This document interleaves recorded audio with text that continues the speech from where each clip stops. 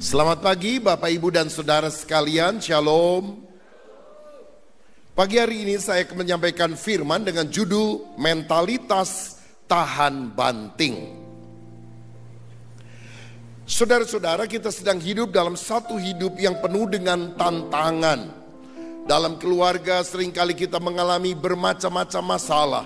Masalah ekonomi atau keuangan, masalah sakit penyakit, masalah hubungan yang kurang baik di dalam keluarga. Bangsa kita pun sedang mengalami berbagai krisis. Hutang Indonesia misalnya bertambah banyak. Kasus intoleransi itu hari-hari ini makin muncul.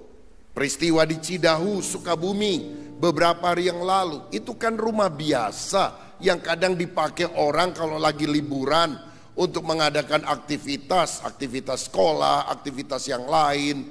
Lalu orang nyanyi-nyanyi tapi diserbu oleh massa. Dan herannya setelah peristiwa itu, dan saya bersyukur karena Gubernur Jawa Barat tegas dan memberikan solusi yang sangat kita perlu apresiasi. Dari Kementerian HAM malah menjamin 7 perusak itu supaya tidak ditahan. Ini kan konyol sekali saudara-saudara. Dan kita sebagai orang-orang percaya merasa sangat terusik oleh hal semacam itu. Kemarin peristiwa perusakan juga terjadi di Depok. Atau terjadi protes, demo dan sebagainya. Kalau ini terus dibiarkan, saya percaya Indonesia susah mengalami kemajuan. Tetapi di tengah tantangan dan kesulitan yang kita alami secara pribadi, khususnya sebagai orang-orang percaya, kita harus memiliki mentalitas yang kuat, tahan banting. Karena kita harus teguh berdiri dalam iman agar kita memperaih kemenangan. Nah, kita tahu dalam kerajaan Israel yang dipimpin pada zaman Daud, ada banyak prajurit-prajurit yang perkasa. Tetapi di antara mereka ada 3 perwira yang sangat hebat yang tidak bisa dibandingkan dengan yang lain-lain. Namanya adalah Ishibaal, Eleazar, dan Sama. Kita mau mempelajari karakter daripada 3 orang hebat ini. Apa yang membuat mereka menjadi pribadi yang punya mentalitas tahan banting. Dan ini sangat penting pada masa yang penuh dengan tantangan. Kalau hidup kita bagaikan bola kristal jatuh dari meja, akan hancur berantakan. Tapi kalau kita ini bagaikan bola basket, ketika dilempar ke bawah justru akan melejit lebih tinggi ke atas. Nah, saya lihat ada 3 karakter dari 3 orang yang berbeda ini yang kita perlu teladani. Yang pertama, kita perlu belajar keuletan dari tokoh yang pertama. Dikatakan 2 Samuel 23 ayat 8, inilah nama para pahlawan yang mengiringi Daud. Ishibaal orang Hakmoni, kepala triwira, ia mengayunkan tombaknya melawan 800 orang yang tertikam mati dalam satu pertempuran. Bayangkan, Ishibaal menghadapi 800 orang, yang kalah bukan dia sendirian, yang kalah adalah musuhnya 800 orang. Ini Rambo aja pasti kalah sama dia, saudara. Cuma belum difilmkan aja ini orang. Ya, Jackie Chan atau siapapun yang hebat-hebat di layar bioskop dan sebagainya pasti akan kalah. Karena ini tokoh nyata, saudara-saudara. Nah, ada tafsiran yang mengatakan bahwa ketika 800 musuh itu datang, mereka melalui sebuah celah gunung yang jalan keluarnya sempit. Ishibaal menghadang mereka di depan celah gunung itu, sehingga munculnya satu-satu, dan dia tikam, dia perangi, dia bunuh 800 orang yang bergantian datang. Orang pertama, kedua, ketiga, keempat, kelima, keenam, ketujuh, kedelapan. Aduh, nyebutnya aja sampai 800 capek, apalagi bunuh orang 800, saudara. Tapi di sini kita melihat contoh orang yang gigih mengatasi masalah yang datang silih berganti. Masalah satu boleh datang, disusul masalah kedua, masalah ketiga, masalah selanjutnya ke 100, 200, 300, kita tetap hadapi sampai akhirnya semua masalah bisa dikalahkan. Rupanya dia punya moto, maju tak gentar, karena gentar tak maju. Dalam 1 Korintus 16 ayat 13 dikatakan, berjaga-jagalah, berdirilah dengan teguh dalam iman, bersikaplah sebagai laki-laki dan tetap kuat. Inilah petunjuk firman supaya kita berdiri kokoh menghadapi segala tantangan. Rasul Paulus adalah orang yang mengalami banyak sekali aniaya di dalam kehidupannya. Tapi dia tetap maju untuk memberitakan Injil, melayani dan menanam begitu banyak gereja. Sikap semacam ini yang kita harus miliki dalam kehidupan. Filipi 4 ayat 12 dan 13 berkata, aku tahu apa itu kekurangan dan aku tahu apa itu kelimpahan. Dalam segala hal dan dalam segala perkara tidak ada sesuatu yang merupakan rahasia bagiku, baik dalam hal kenyang maupun dalam hal kelaparan, baik dalam hal kelimpahan maupun dalam hal kekurangan. Segala perkara dapat kutanggung di dalam Dia yang memberikan kekuatan kepadaku. Mari ucapkan ayat ini bersama-sama. 2, 3. Segala perkara dapat kutanggung di dalam Dia yang memberi kekuatan kepadaku. Kata Dia kita sebut Yesus. 2, 3. Segala perkara dapat kutanggung di dalam Yesus yang memberi kekuatan kepadaku. Siapa yang percaya? Siapa yang setuju? Berikan tepuk tangan yang meriah untuk Tuhan kita. Tough time never lasts, but tough people do. Masa yang sulit tidak akan bertahan. Yang bertahan hanyalah orang-orang yang ulet. Karena keuletan adalah kunci keberhasilan. Jangan mudah putus asa, menyerah, berdirilah teguh. Apapun masalah yang saudara sedang hadapi hari-hari ini. Saudara, ada seorang psikolog bernama Angela Duckworth. Beberapa waktu yang lalu menuliskan sebuah buku yang terkenal dengan judul Grit. Intinya dia bilang sukses terutama tidak disebabkan karena IQ atau kepandaian, tapi karena grit. Grit itu yang dia maksudkan adalah singkatan goods, keberanian, resilience, ketahanan, inisiatif, tenacity, keuletan. Dan dia berkata bahwa the power of patience and perseverance. Kalau kita ini punya gairah, semangat untuk maju terus, dan ketekunan, perseverance. Walaupun mungkin kita nggak terlalu pinter, IQ-nya nggak terlalu tinggi. Tapi orang maju terus, maju terus, maju terus, maju terus. Maka dia pasti bisa berhasil. Cirinya konsisten dalam minat, gigih di dalam usaha, tidak patah semangat waktu gagal, tapi melihatnya sebagai peluang untuk belajar dan bertumbuh. Presiden Indonesia sekarang Pak Prabowo Subianto adalah contoh orang yang berkali-kali ingin menjadi presiden. Gagal, tapi akhirnya Tuhan memberikan kesempatan untuk dia memimpin Indonesia. Karena apa? Ada passion, gairah, dan perseverance. Ada ketekunan. Ketangguhan mental semacam ini harus dilatih bahkan dari sejak anak masih kecil. Kalau dia belum bisa mengerjakan PR, tugas yang lain, jangan langsung papa mamanya bantuin. Biarkan dia berusaha sendiri sampai dia bisa mandiri dalam kapasitasnya. Nah, saya bersyukur ada kemajuan demi kemajuan yang kita bisa lihat di dalam kehidupan. Ciri orang yang tangguh mentalnya adalah mampu bangkit kembali setelah dia jatuh. Tahukah saudara bahwa menurut penelitian anak bayi rata-rata jatuh 17 kali setiap jam ketika dia berusaha untuk berjalan. Berarti dia harus jatuh ratusan kali sampai mereka bisa berjalan tegak dan tidak usah terjatuh. Jatuh adalah proses normal dari belajar jalan. Sekali lagi, bagi seorang bayi, jatuh adalah proses normal dari belajar jalan.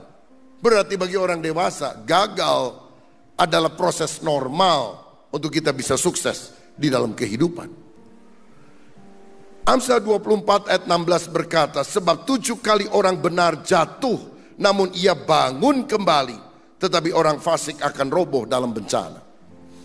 Masalahnya bukan berapa kali saudara gagal, tapi apakah engkau bisa bangkit kembali? Apakah engkau bisa bangun kembali dan berkata, kali ini aku akan berhasil. Salah satu orang yang mungkin dikenal dunia sebagai orang yang paling sering gagal adalah Thomas Alva Edison. Dia berusaha menemukan bola lampu pijar 10.000 kali gagal. Tapi lihat apa yang dia ucapkan. Saya tidak gagal, saya hanya menemukan 10.000 cara yang tidak berhasil. Dan saya tahu cara yang terakhir itulah yang membuat saya berhasil. Ketika dia tidak menyerah di dalam kegagalan. Edison berkata, orang gagal adalah orang yang tidak menyadari betapa dekatnya mereka dengan kesuksesan ketika mereka menyerah. Selalu terlalu cepat untuk menyerah dan berkata, ya mungkin ini bukan kehendak Tuhan. Padahal kehendak Tuhan bagi kita ulet sampai semuanya berhasil. Dan sebagai anak Tuhan kita harus sadar, kita bisa bertahan dalam kesulitan bukan karena kita hebat, bukan karena kita kuat, tapi karena kita yakin Tuhan tidak pernah meninggalkan kita.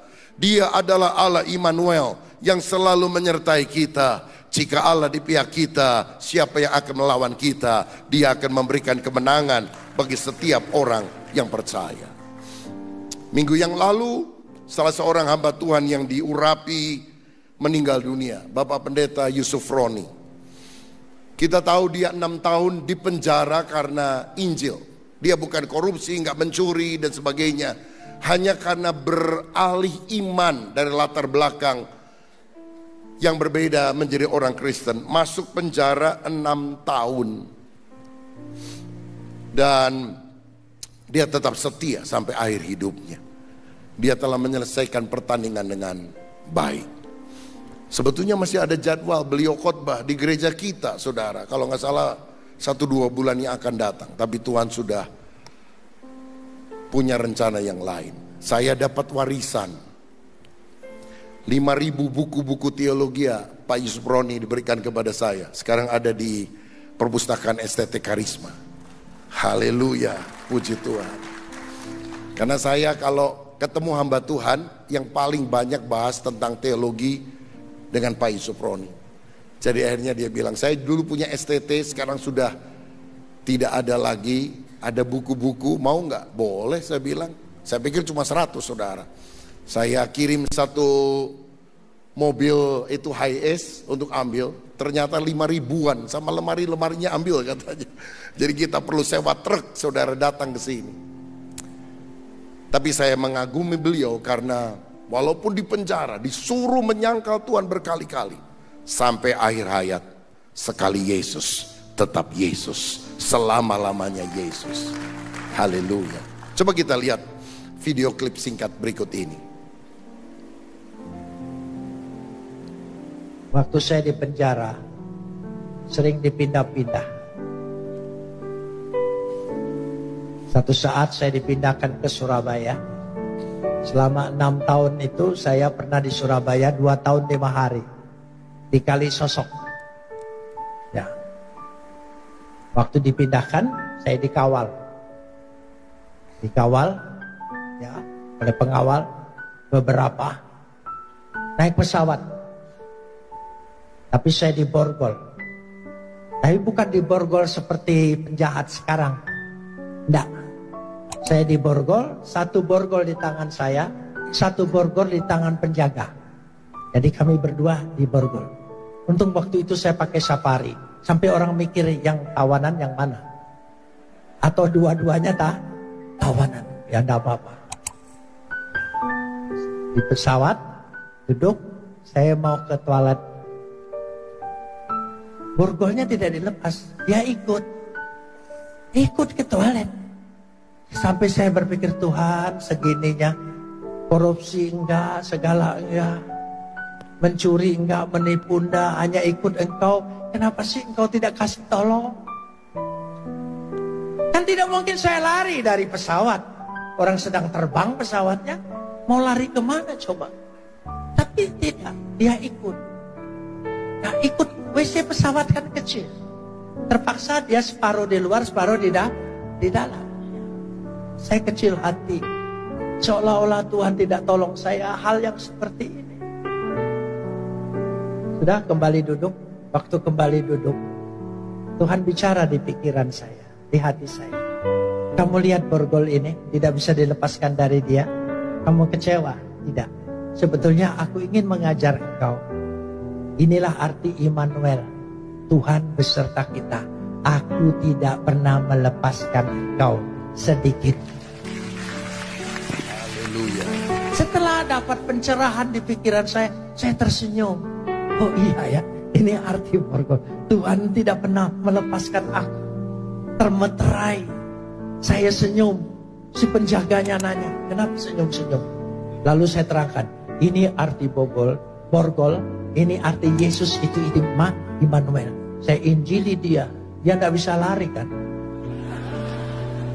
Dia harus dengar. Di balik kesedihan kita, di balik kesusahan kita pikir Tuhan tidak peduli. Dia sangat peduli. Dia sedang melatih kita, dia sedang mengajar kita supaya firman itu menjadi pengalaman hidup pribadi kita. Katakan amin. Amin, haleluya. Rest in peace Pak Yusuf Roni, sampai kita ketemu pada hari kedatangan Tuhan. Seorang hamba Tuhan yang memberikan keteladanan iman, keuletan luar biasa. Disuruh menyangkal Kristus, di penjara, tetap teguh. Saya percaya ini contoh teladan bagi kita. Untuk kita juga menjadi orang Kristen yang gigih di dalam segala tantangan apapun juga. Yang kedua, kita perlu belajar dari tokoh yang berikutnya di ayat 9 dan 10 dari 2 Samuel 23. Dikatakan, dan sesudah dia Eleazar anak Dodo, anak seorang Ahohi. Ia termasuk ketiga pahlawan itu. Ia ada bersama-sama Daud ketika mereka mengolok-olok orang Filistin yang telah berkumpul di sana untuk berperang. Padahal orang-orang Israel telah mengundurkan diri, tetapi ia bangkit dan membunuh demikian banyak orang Filistin sampai tangannya lesu dan tinggal melekat pada pedangnya. Tuhan memberikan pada hari itu kemenangan yang besar. Rakyat datang kembali mengikuti dia hanya untuk merampas. Tokoh kedua namanya adalah Eleazar. Dan dari tokoh ini kita belajar kedisiplinan. Dari Ishibaal, tokoh yang pertama, kita belajar keuletan. 800 masalah, 800 musuh bisa datang, tapi dia bisa atasi satu persatu dengan tekun, dengan ulet, dengan gigih. Yang kedua, kita perlu belajar disiplin. Karena Eleazar menghadapi musuh dari luar, yaitu banyak musuh yang menyerang dia, tapi terutama musuh dari dalam. Apa musuh dari dalam? Kelelahan. Tubuhnya sangat capek, tangannya sampai lemah lesu. Dan Alkitab bilang tinggal melekat pada pedangnya ketika semua musuhnya mati. Dia gak punya tenaga lagi bahkan untuk melepaskan pedang dari tangannya. Tetapi saudara, walaupun dia sangat lemah, capek luar biasa, dia menguatkan hatinya. Aku harus membereskan semua musuh sampai yang terakhir. Aku harus kalahkan mereka. Saya melihat ini adalah contoh dari penguasaan diri yang ada di dalam kita. Saya perhatikan, seringkali musuh kita yang paling hebat bukan di luar, tapi musuh kita yang paling hebat diri kita sendiri. Kadang kemalasan kita, keengganan kita, ketidakmauan kita bergerak. Kalau wacana sih banyak, tetapi bertindak itu sesuatu yang berbeda. Disinilah kita melihat kedisiplinan untuk mengalahkan keinginan diri harus kita pelajari dari Eleazar. 1 Korintus 9 ayat 25 berkata demikian. Tiap-tiap orang yang turut mengambil bagian dalam pertandingan menguasai dirinya dalam segala hal. Mereka berbuat demikian untuk memperoleh suatu mahkota yang fana, tetapi kita untuk memperoleh suatu mahkota yang abadi. Kalau kita menguasai diri, tahan nafsu, mengalahkan keinginan daging, Ada dorongan untuk berbuat dosa, kadang muncul dalam hati, kadang muncul dalam pikiran. Sesuatu yang sesat, sesuatu yang buruk, sesuatu yang tahu kita sadar itu berdosa, tapi kadang-kadang itu menggoda kita untuk melakukannya. Tapi ketika kita bisa mengalahkan keinginan daging dan berkata, dalam nama Yesus, aku tolak semua keinginan yang tidak berkenan kepada Allah. Aku kalahkan keinginan daging. Disitulah kemenangan yang hebat yang akan kita peroleh di dalam kehidupan. Saya teringat para murid Yesus yang mengaku mencintai Yesus. Tapi waktu 3 murid dibawa oleh Yesus ke Taman Getsemani untuk berdoa, apa yang mereka lakukan? Tertidur. Yesus bangunkan, tidur lagi. Yesus bangunkan, tidur lagi. Sampai Yesus berkata, berjaga dan berdoalah supaya kamu tidak jatuh ke dalam pencobaan. Karena roh memang penurut tetapi daging lemah. Inilah pergumulan kita, mengalahkan keinginan daging. Artinya keinginan hawa nafsu yang tidak sesuai dengan kehendak Tuhan. Bagaimana mengalahkannya? Disiplin. Disiplin itu pahit, tapi tidak disiplin akan lebih pahit. Tanpa disiplin kesuksesan hanyalah mimpi kosong. Berdisiplinlah sekarang atau kita akan menyesal nanti. Disiplin membuat hari ini lebih sulit, tapi hari depan lebih mudah. Sebaliknya alasan membuat hari ini tampak lebih mudah, tapi hari depan akan lebih sulit bagi kita. Lebih baik saudara kerja keras, banting tulang, kumpulkan persediaan untuk hari tua, daripada saudara enak-enak sekarang foya-foya hari tua melarat gak punya apa-apa, sengsara. Kalau lagi masih ada tenaga, masih muda, walaupun susah kita masih bisa bertahan. Kalau sudah lansia apa yang kita bisa lakukan? Karena itu lakukan bagian yang terbaik ketika kita masih sehat. Bahkan layani Tuhan ketika kita masih kuat. Supaya pada waktu kita sudah tak berdaya lagi. Seperti kata sebuah lagu, aku hidup untuk menyenangkan Tuhan. Hidup ini tidak sia-sia. Saudara sekalian, olahragawan yang ingin menjadi juara harus berlatih dengan disiplin. Nggak bisa sembarangan, jalan-jalan, makan enak. Dia harus berlatih luar biasa. Supaya akhirnya dia menjadi juara. Disiplin adalah ketaatan terhadap ketentuan yang ditetapkan. Disiplin adalah ketaatan terhadap nilai-nilai yang diyakini oleh kita. Dan kalau kita sungguh-sungguh meyakini sebuah nilai tinggi, maka kita akan meraih itu. B.J. Habibie pernah bilang, tidak ada gunanya ber-IQ tinggi bila Anda pemalas dan tidak disiplin. Dalam dunia militer kita mengenal istilah, lebih baik mandi keringat di medan latihan daripada mandi darah di medan pertempuran. Saudara-saudara, disciples, murid, itu memiliki akar kata yang sama dengan disiplin. Karena seorang murid Kristus harus mendisiplin dirinya untuk berkata tidak terhadap semua keinginan hawa nafsu yang tidak cocok dengan firman Tuhan. Disiplin diri akan membuat kita memiliki karakter yang unggul. Kita tidak mau memuaskan keinginan sesaat, karena itu akan menyebabkan kita menjadi orang yang tidak memiliki karakter baik. 1 Timotius 4 ayat 8. Latihan badani terbatas gunanya, tetapi ibadah itu berguna dalam segala hal, karena mengandung janji baik untuk hidup ini maupun untuk hidup yang akan datang. Saya heran kalau ada orang bisa berolahraga 5 kali seminggu, tapi dia tidak bisa berdoa atau baca Alkitab setiap hari dengan tekun. Kita bisa berolahraga, tapi kita seringkali tidak mau olah roh. Roh kita harus dibangkitkan, termasuk beribadah dengan setia. Bahkan saya mengundang saudara yang biasanya mengikuti ibadah melalui online. Itu sesuatu yang oke, dalam arti extra fooding, makanan tambahan. Tapi saya percaya ibadah itu dengan rendah hati datang, melangkah ke rumah Tuhan. Sebab kalau tidak, kita hanya menonton apa yang ada dan tidak sungguh-sungguh memberikan ibadah sebagai rasa hormat kita kepada Tuhan. Saya sering melihat video saya dilihat banyak orang dan banyak orang merasa terberkati, puji Tuhan. Tapi saya tetap meyakini sampai hari ini bahwa itu adalah suplemen.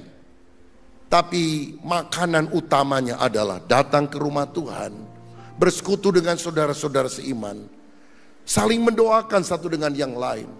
Karena ada dimensi yang tidak akan pernah kita dapatkan walaupun kita setiap hari menonton tayangan ibadah melalui HP kita masing-masing. Saudara, latihlah dirimu beribadah. Daniel adalah orang yang berdoa 3 kali sehari menghadap Yerusalem. Dia tidak mau meniciskan dirinya dengan makanan raja. Karena apa? Dia adalah seorang yang berpegang teguh untuk hidup takut akan Tuhan. Yesus ketika dia berdoa di Taman Getsemani, Bapa, kalau mungkin cawan ini lalu, tapi bukan apa yang aku inginkan, biar kehendak-Mu yang jadi. Saudaraku, mari kita ikuti pimpinan Roh Kudus untuk mengalahkan kedagingan yang seringkali menggoda di dalam kehidupan kita. Tokoh yang ketiga, yang terakhir adalah Sama. Dan dari dia kita belajar kesetiaan. 1 Samuel 23 ayat 11-12. Sesudah dia Sama anak Age orang Harari, ketika orang Filistin berkumpul di Lehi, di sana ada sebidang tanah ladang penuh kacang merah, dan tentara telah melarikan diri dari hadapan orang Filistin. Maka berdirilah ia di tengah-tengah ladang itu, ia dapat mempertahankannya dan memukul kalah orang Filistin. Demikianlah diberikan Tuhan kemenangan yang besar. Tugas yang diberikan Daud kepada panglimanya yang ketiga ini sangat sederhana. Menjaga sebuah ladang penuh kacang merah. Dan ketika dia melihat musuh datang, anak buahnya melarikan diri. Mungkin karena mereka takut, tapi mungkin juga karena mereka merasa apa yang mereka pertahankan terlalu kecil dibandingkan dengan nyawa yang harus mereka pertaruhkan. Mungkin ada yang teriak begini, Sama, ayo kita kabur. Karena kalau kita disuruh jaga istana raja, kita mati, kita disebut pahlawan nasional. Atau kalau kita disuruh jaga tabut perjanjian, kita mati, kita disebut martir, membela tabut perjanjian. Tapi kan gak mungkin, kalau kita cuma bela ladang kacang merah ini, kita mati. Masa nama kita disebut pahlawan kebun kacang? Ini terlalu remeh untuk kita pertahankan. Nama kita tidak mungkin tercantum di koran. Tetapi Sama berkata, ini tugas raja. Walaupun kelihatannya kecil, aku harus tanggung jawab, melakukan yang terbaik. Dan Sama dihargai bukan karena dia mengalahkan 800 orang seperti Ishibaal. Tapi dia dihargai karena walaupun tugasnya sederhana, dia lakukan dengan sepenuh hati. Dia setia, dia bertanggung jawab terhadap tugas yang dipercayakan. Yesus berkata, siapa yang setia dalam perkara yang kecil, aku akan memberikan tanggung jawab dalam perkara yang besar. Kesetiaan sejati tetap bertahan meskipun harus sendirian. Tahukah saudara bahwa Allah tidak melihat tingkatan pelayanan seperti manusia melihatnya. Manusia melihat yang di depan mata, tapi Tuhan melihat hati. Kadang-kadang orang berpikir khotbah itu nilainya 100. Mimpin pujian ya kalau dinilai 50. Main musik 25. Kalau jadi usher nilainya 10. Sapu-sapu gereja 0. Itu kan pandangan manusia. Tapi waktu kita melakukan tugas sekecil apapun dari hati yang paling dalam, Tuhan akan berkata, baik sekali perbuatanmu. Karena itu saya mendorong saudara yang melakukan pelayanan di kelompok sel, di bidang yang lain, dalam pelayanan doa. Mungkin wajah saudara jarang tersorot oleh kamera. Nama saudara juga tidak banyak dikenal oleh orang. Nggak jadi masalah. Yang penting Tuhan kenal nama saudara. Yang penting Tuhan akan sediakan pahala bagi kita. Karena kita tidak melayani manusia, kita melayani raja di atas segala raja. Nuh adalah orang yang bertekun 100 tahun lebih, dia memberitakan kabar pertobatan, dan gak ada orang bertobat selain cuma keluarganya 8 orang. Tapi dia tetap setia melakukan tugasnya. Beda dengan Yunus. Petrus sekali khotbah 3.000 orang bertobat. Yunus sekali khotbah, saudara tahu berapa orang bertobat? Satu kota Niniwe, jumlahnya 120.000 orang bertobat. Hebat kan? Tapi herannya, setelah dia khotbah semua bertobat, dia marah sama Tuhan. Aduh, nyesel saya khotbah, gara-gara saya khotbah bertobat nih semua orang Niniwe. Karena orang Niniwe setelah nggak jadi dihukum Tuhan, nanti dia akan mengalahkan orang Israel. Makanya Yunus pengen Niniwe itu dibinasakan oleh Allah. Apakah penilaian manusia hebat dia pengkhotbah KKR 120.000 orang bertobat, itu adalah penilaian yang selaras dengan apa yang Tuhan lihat? Tidak. Yeremia dikasih tugas oleh Tuhan, suruh khotbah 40 tahun. Tapi Tuhan ngomong gini, supaya kamu gak menyesal di ujung nanti. Aku kasih tahu sekarang ya, kamu harus khotbah 40 tahun, tapi tidak ada orang yang bertobat karena khotbahmu. Kira-kira kalau saudara disuruh Tuhan suruh khotbah 40 tahun, dan Tuhan bilang hasilnya nol, gak ada orang bertobat. Saudara mau khotbah gak? Khotbah gak ada yang tobat, gak khotbah gak ada yang tobat. Lah ngapain kita khotbah? Tapi dia setia loh melakukan tugasnya.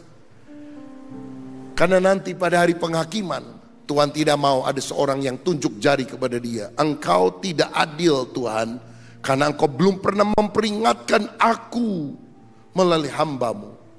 Dan dia akan panggil orang seperti Yeremia. Aku sudah minta dia khotbah 40 tahun, tapi tidak ada orang yang bertobat. Kamu tidak bisa menyalahkan aku. Semua orang dipanggil untuk menjalankan misi Allah. Yang penting lakukan dengan segenap hati. Jangan melihat hasil seperti manusia memandangnya. Hati yang tulus, hati yang sungguh, itu yang Tuhan lihat. Kalau saudara dapat tugas pelayanan, jangan anggap remeh.